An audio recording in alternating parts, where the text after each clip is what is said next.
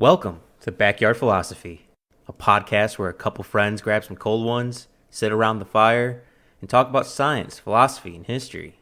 Crack one open, sit back, and get a good laugh as we discuss everything from automation to why the meaning of life is 42.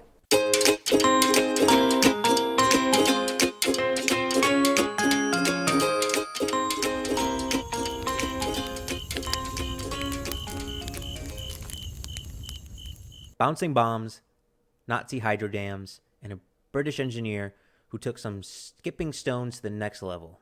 That's right, we're going back to World War II to tell a tale of some awesome history and some awesome engineering.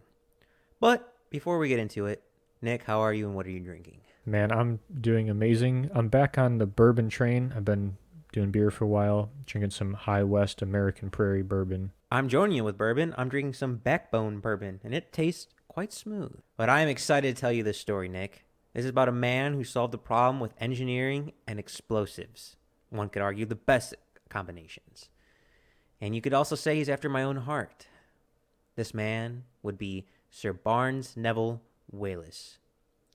Born September 26, 1887, in Ripley, Derbyshire, a hard worker who worked at mainly around ships at first, studied and trained as a marine engineer. He would eventually shift, though, from ships into airships and airplanes. So, needless to say, he had a good head on his shoulders. To work with the growing fields such as aircrafts in the early 20th century, and have worked on some beastly Navy ships, I think it's a good testament for his cleverness. Hell, he even designed and made some interesting airships that even make history. But that's a tale for another time. As Barnes learns and creates more and gets more in the depth of aircrafts, the world creeps closer into something the entire world feared, another world war. The United Kingdom, no stranger for war, has always kept its mind turning and preparing as the eve of the Second World War arrived. Barnes, no different, would soon hear the word that the Nazis have attacked in 1939, and Barnes switched his brain from flying in the clouds to war mode.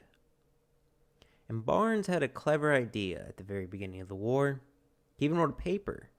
He called it A Note on a Method of Attacking the Axis Powers, which, in summary, stems to focus on attacking the enemy's power sources, coal plants, hydro dams, anything that helped the Axis make steel, gunpowder, and bullets. If the enemy can't make any weapons, then they have no weapons to use on you. It's a pretty good strategy. And keep this strategy in mind because it'll become important later. Barnes, having an education and someone who could be useful in the war effort, quickly became part of the military, specifically the Royal Naval Air Service. The war would rage on for a few years, the Nazis still on the brink of conquering the entire world, and the Allies desperately looking for anything that might help them defeat the Axis powers. One method that the Allies added to their arsenal would come from Barnes in 1942, where Barnes, deep in thought, was skipping stones and marbles on water, where he had an interesting idea. A spherical bomb, a surface torpedo, which is evidently what he would call his paper that he would release in April 1942 about this idea. But Nick, you might ask yourself, why on earth do you need bombs to skip on top of the water? Do you have any idea why that is, Nick? You couldn't get close enough to the dam to blow it up, so you can be farther away out of their dam's field of fire. Not field of fire, but you are right with the distance thing. Well, Nick, there is something so effective, but yet so simple. This device the Nazis used to protect their water structures could stop torpedoes, bombs dropped by airplanes. This device, a true force to reckon with, would be none other than nets. That's right, you heard me, nets. Torpedo nets, which, in my opinion, is like a mix between chainmail and fishing nets. Picture a chainmail, but instead of interlinking, they're more side to side. So chainmail in a net-like structure, much less metal and kind of lighter than it, but super effective. I mean, they even hung it off side ships. It's really quite useful, and that's pretty much just a torpedo net. And at the time, extremely effective against the explosives used. And since torpedo nets were such a great means of protecting Against bombs, the Nazis used them specifically on locations that they deemed important or have potential of being targeted. A lot of those targets being dams, hydro dams. Which brings us back to Barnes, a man who said the importance of attacking such structures, as recently, came up with a damn good idea. You see what I did there? Attacking dams, damn good idea. Oh, I knew it was coming this whole time. Don't worry. So, back to his surface torpedo idea. His spherical bomb, which in other names would be called a bouncing bomb.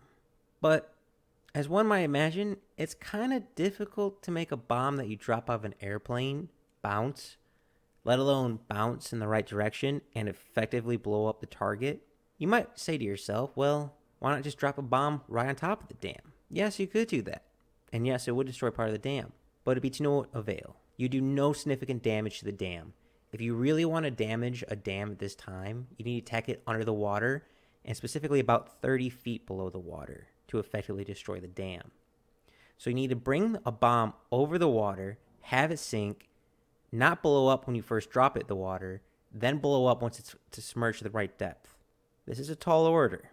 That's a pretty that's crazy. That's an incredible.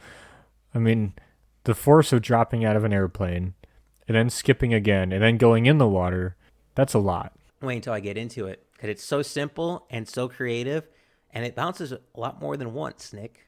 So being a clever bloke that Englishman was, he had an idea to solve these problems. Something as simple as a torpedo net, but still complex. Backspin. Backspin would allow the bomb to hit the water without it blowing up in your face and actually have a chance of making it a target.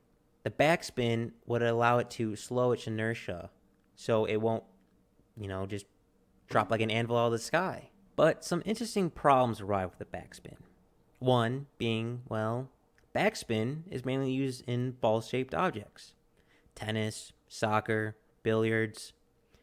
And making explosive at the time, it was a lot easier to put them in cylinder-shaped rather than ball-shaped. It just was easier to produce cylinders back then for the casing for explosives. The British did try to do some experimentation with spherical airdrop bombs, but it just didn't work. They needed to use a cylindrical shape. Now they need a cylinder to hit the water, bounce over the torpedo nets, sink below the water, and then blow up the dam. Tall order keeps getting taller. But once again, Barnes came up with a brilliant idea. Add more spin in the air when it's flying down. So when it drops, it comes in as an angle, and the spin helps guide it to the dam. Then sink to the desired 30 feet below the surface. Boom. No more Nazi dam. So to imagine this, it's not quite this shape, but it's a really good representation of it. Imagine an oil drum filled with explosives at the time. Someone kicks it out of an airplane, but you need to add enough spin to it where it rotates, hits the water on its spherical side, so it keeps rotating to skip over the nets multiple times because there are multiple layers of nets, then still have enough inertia to do that, but not enough force where it keeps going and bounces elsewhere in a different direction, so it keeps going straight onto the dam, run up to the dam, sink, then blow up. Needless to say, there are smarter people than me in this world, and thank God for them. But he did it. Him and his team came up with a model and device that they think could do it. They've done experimentations with smaller dams of how much explosives they need, but this time they went to full scale, and they wanted to put them in action. These Dambusters, in May 1943, a little over a year when he had the original idea of skipping bombs like pebbles on water, comes Operation Chastei, an Air Force attack on 3 dams in Ruhr, Germany. The Mohn, the Eder, and the Sorpe. Granted, my German isn't the best, so I probably pronounced all those wrong. I apologize. Speak third best German. And, Nick, I feel like this is straight out of a novel.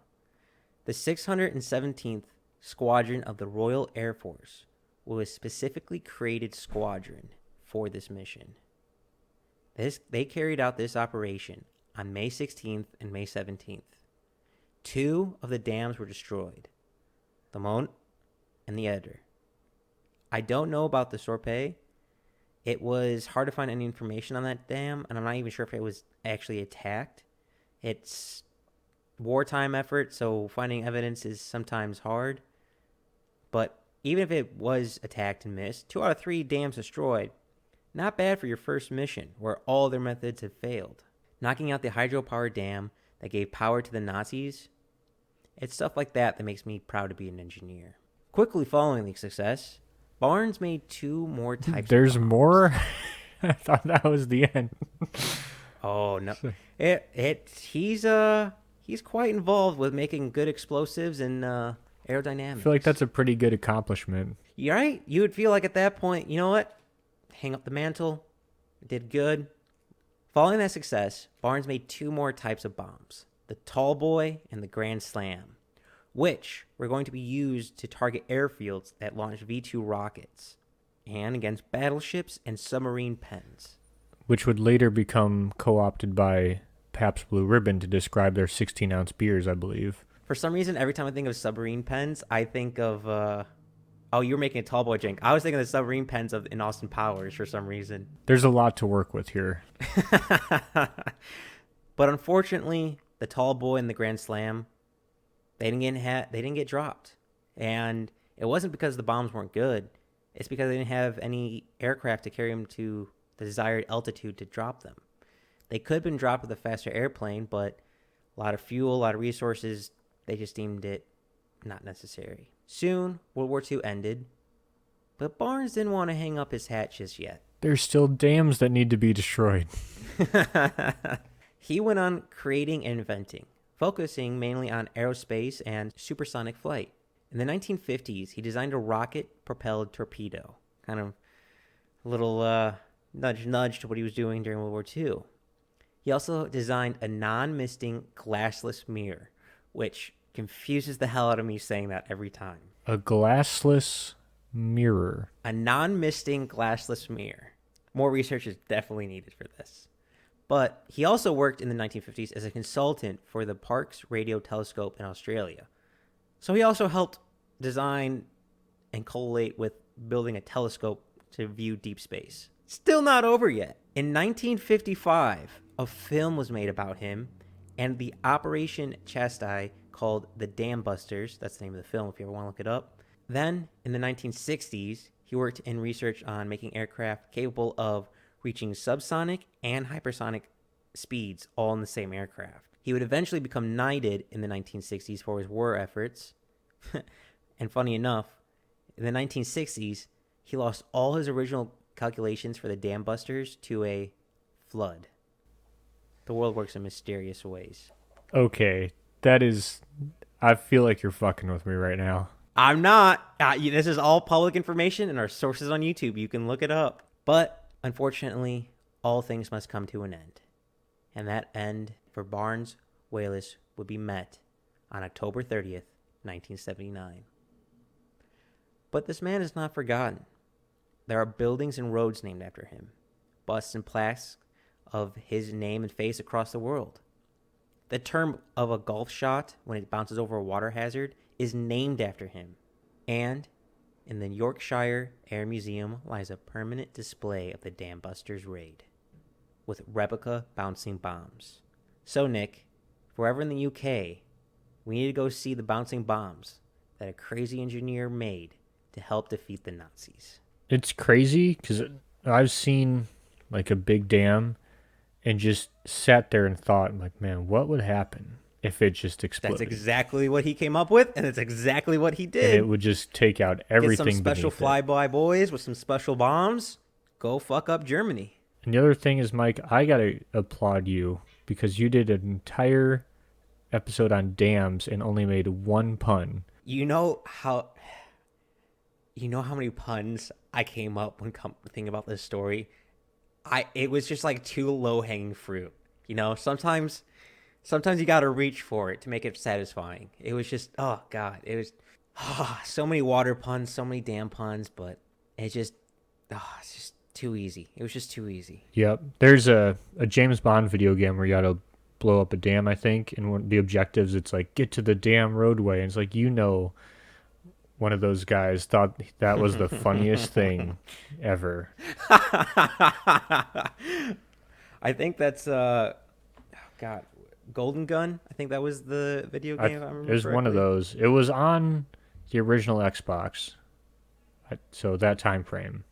Well, Barnes could definitely be a Q in the James Bond world with the stuff he came up with and created. And I'm happy I got to come across his story and tell his story, because he did a lot with his life.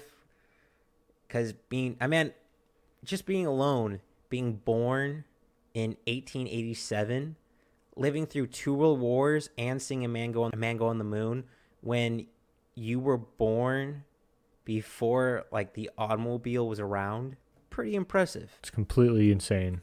And that is the story of bouncing bombs, kicking Hitler's ass, one bounce at a time.